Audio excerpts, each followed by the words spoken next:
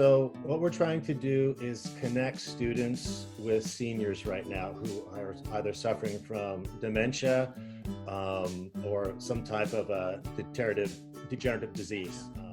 Well then, bam, here comes COVID-19.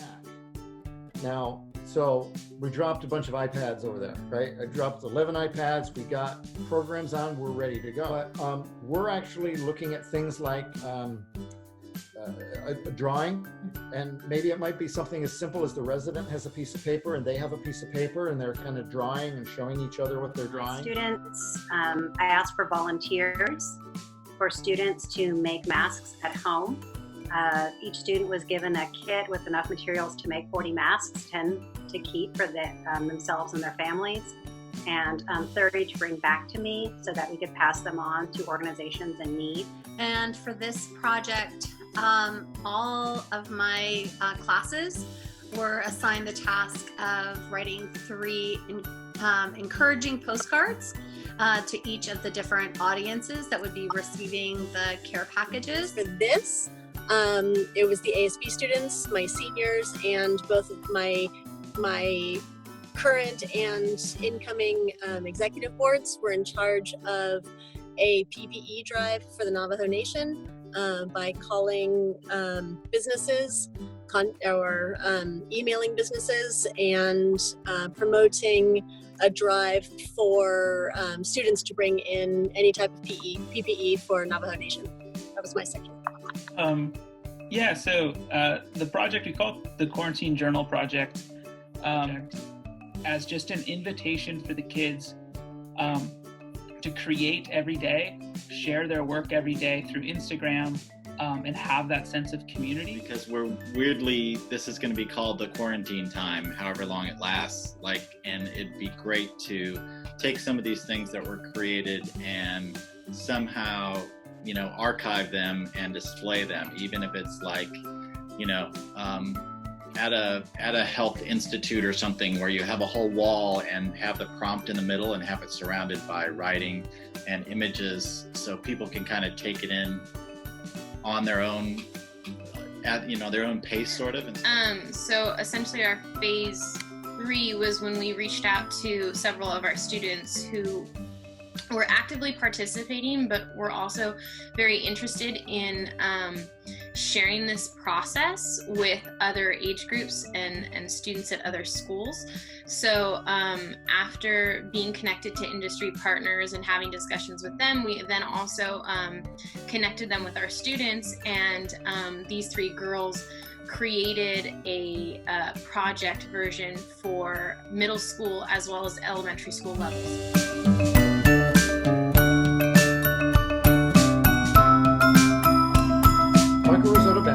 Who was the filmmaker for the movie Alive Inside, he really brought this to the forefront, allowing the public to see that you could use music to bring back memories. And through the Communiversity program over at Hillsburg Senior Living, we've been working together, and we've been bringing students in there, once a month, and seeing this really, really cool connection. Yeah, when we spoke with Stefan of Tech Taylor, he was really instrumental in ensuring our largest recipients of care packages were involved. He talked about how his industry, this entire shift over to making masks, making sure that the people who needed it needed them. His connection with a woman who was gathering materials, PPE for people of the Navajo Nation, that wasn't on our radar, and he's the one that really promoted that and got us thinking a little bit bigger than just Sonoma County. And he was a real inspiration for what it means to take what you're doing every day and then completely change directions and meet a need. And so we as teachers have also been in that process ourselves, and so have our kids. Three partners Mikey's talking about are we worked with people in sort of that like mental health and social emotional focus, specifically people that worked with kids, to ask them, okay, how do we create these prompts, and then how do our students create these prompts that are going to really offer support and not trigger and not create more anxiety? We don't really know. And so the feedback we got from our industry partners was massively helpful. And then for our students to get to work with them as well was really cool. And it was cool to see the feedback they received get implemented directly in, and the changes they made. Our kids were so good at the sort of yes and philosophy of work, like, oh, okay, let me move forward. The girls also worked with elementary teachers and a couple former middle school teachers to get the insight at that grade level, like how do we adjust this for those kids' participation. I would say another really helpful thing was, again, word choice. When they had those constraints and they presented it to the industry professionals for feedback, they were really brought to attention their word choice when prompting the students of what they wanted. So for example, I think one prompt that got changed was they asked something about what do your parents do for you? And the industry feedback was you need to be all-inclusive because not everybody's family looks the same. So in changing that of like, how does your family take care of you, or how do your guardians take care of you? And I feel like the girls really learned a lot. That was just one example, but several different instances where just changing the wording a little bit made it inclusive for everyone. Let's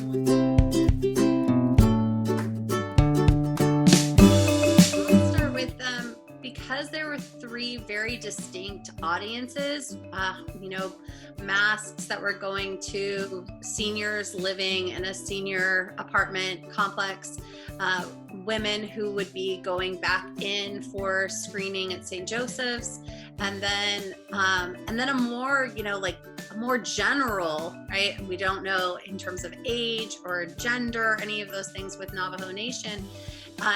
It really challenged my students to think about what they would say to each of those different audiences.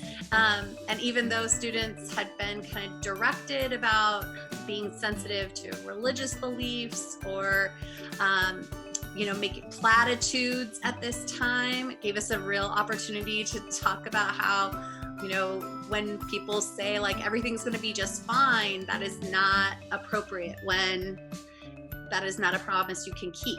And I put out another video and noticed saying like, please show up for this, for these reasons. And I think that the students showed up. I mean, I feel like I have this statistics to prove it, because the next week when we were back to Kill a Mockingbird and ERWC, they were not showing up in the way that they showed up with these postcards. I think whenever you can get outside of the classroom and see all the standards applied in a real life situation, that's what really is the best thing that comes from it.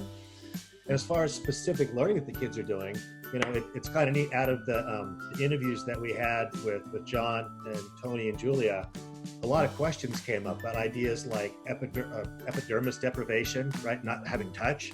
The idea that now that we all have masks, you can't actually see the smile and stuff. So one of the things that we asked the kids to do was to do some authentic research and come up with a question they might like to ask them, or that they're interested in. So there's the one thing you see from an English classroom is, a kid thinks up something they want, it's an authentic situation, the question they want to come up with. They do the research, and then instead of just writing a paper, they actually are going to speak with somebody and put it into play. And while they're doing this, they're actually using technology in a 21st century way, because, we're going to be doing this more and more with the future. God only knows how long this is going to last, but there's a lot that's going to come out of this afterwards. So as far as standards in an English classroom, there's so many. There really are. Poetry, and I remember one student wrote poetry, and it was very bad. And he said it was very bad, but he'd never written poetry, and he thought it was a cool opportunity to try. And that was in response to a prompt about global leadership. So it was like they're thinking larger than themselves while still holding a focus on themselves, if that makes sense. So now we offer them 3 prompts a week. One is kind of like a larger world view. One is a more community-focused question, and then the last one focuses on the individual or the self. And so in doing this, we shape our questions around, politics and government and society. So you're covering some of this world history curriculum and U.S. history curriculum that I teach. There is a journaling component and a daily writing component, and so that covers some of the English curriculum, and we pulled out all the sources.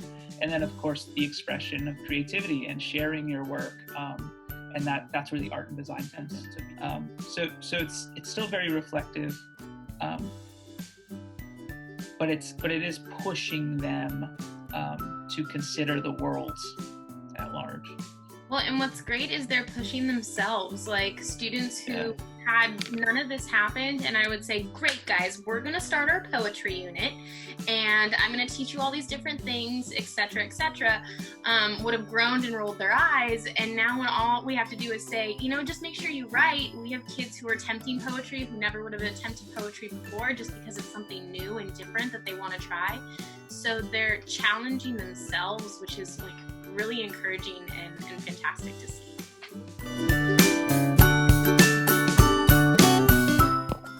One of the things that I really liked about this project with distance learning, and it's something we knew from working together before, but we were really reliant on kind of making sure that my kids could get over to Deborah's classroom at a particular time.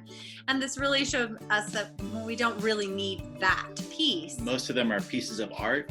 One of the first things I noticed is John also teaches our 9 and 10, and Mikey and I don't teach those kids. And I was responding on Instagram to these kids' posts, and John let me know, oh my God, you made that girl's day. She struggles with her sort of self-worth, and the fact that you said I love everything about that piece of art. She's just so excited, and you made her day. And it was a random stranger that I didn't know that was on the campus with me.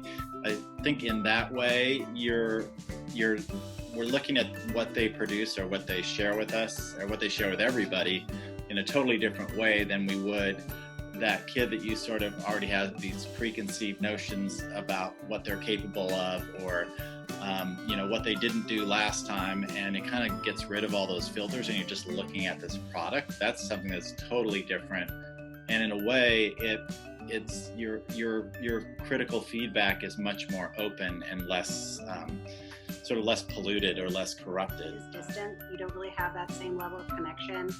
One thing, if we are looking at online or a hybrid model next year, is I would like to divide all of my classes into subgroups of 10 or 15, because I don't feel like online you can foster any sense of community with a group of 30. With this project, but I think I spend more time on grading. Because I spend less time actually handling paper, I feel like I am more thoughtful with my responses to the students on what they turn in, both in writing, and it's actually pretty cool because with fashion design, their drawings, I can hit edit, and I can actually draw over their drawings in areas where I think they could be improved, and send it back to them. So rather than having to stand there and articulate, no, the hem would be curved up on the sides, I can actually kind of just, with a red pen, draw over their drawings and send it back to them for feedback. So.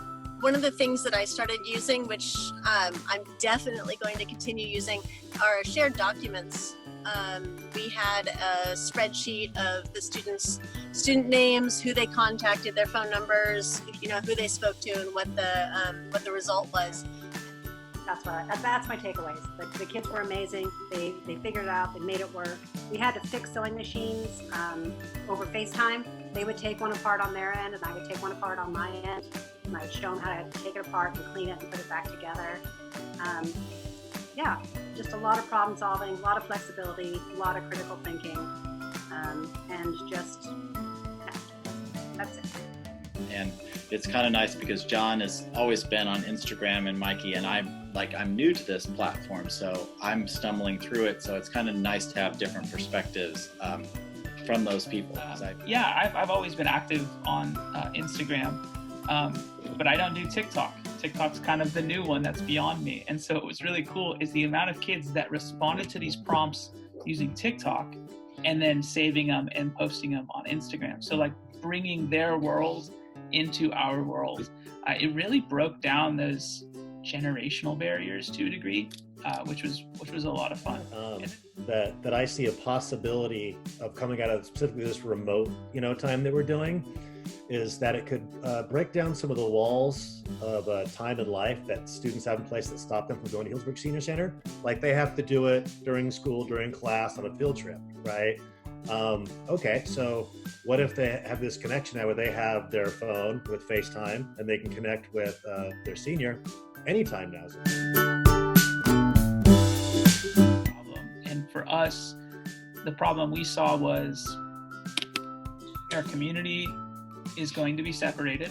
That separation is going to cause social emotional angst. What can we do to bring our community back together in a different format and maybe lessen some of that angst? So do I think that this project is a cure for like clinical depression or anxiety? Like, no, it certainly isn't going to do that, but it is providing kids with an outlet to create in a time when they really, really need to be focusing that energy positively. Really don't know. And I'd say every single time we left, I just had the biggest smile on my face because you really see what all students, it's like that seed of possibility that they have inside of them just be planted and grow in front of your eyes. They all are just like, they have this connection and they realize it's bigger than them, it's bigger than school, it's bigger than all this other stuff that's happening. And it's just so real. And to watch all types of students connect with them and be on their best is an amazing experience. I'm sorry, real quick, Jessica, that for a lot of my students became a family activity. I got to talk to the parents when they did the curbside pickup, and a lot of the parents would iron while the kids sewed. The parents were really impressed by the skills their kids had learned at school. I'd show. In addition, sewing really is a life skill, and I feel like those kids really took that away with this project. The students saw how valuable this skill is, especially at a time like this. This is something where, they had a skill that other people needed, and given the opportunity to share their skill, they were happy to do it. They were happy to contribute and help the community with the skills that they have learned. Administration or teachers or those employing discipline, but you put them together, kind of like the forgotten students with these forgotten adults, and it's a mutual beneficial relationship. They leave there feeling like they have done something, that they've actually made a difference in somebody else's life. There's something about